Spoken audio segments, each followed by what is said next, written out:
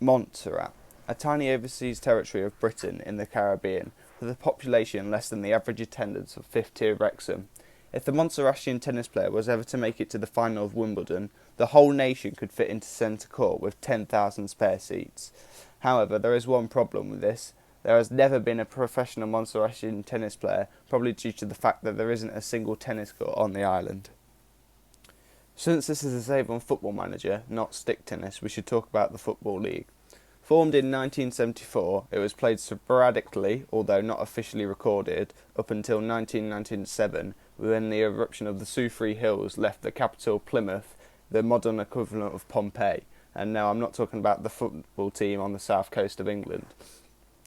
The league after that has played two more times in 2000 and 2004, but took a big break from 2005 all the way up to 2015. Was then again played in 2016 and is scheduled to return after a 1 year break in 2018. The most successful team is the Police team, winning the league 4 times, and after that it's Ideal Montserrat, who have a hat-trick of second place finishes plus 2 first place finishes. Now, the aim of the save.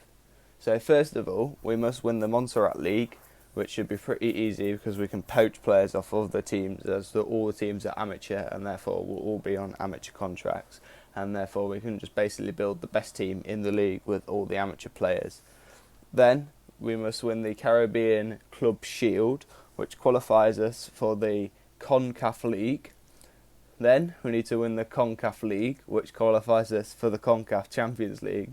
And then finally win the CONCACAF Champions League, qualifying for the Club World Cup, and then ultimately winning the Club World Cup.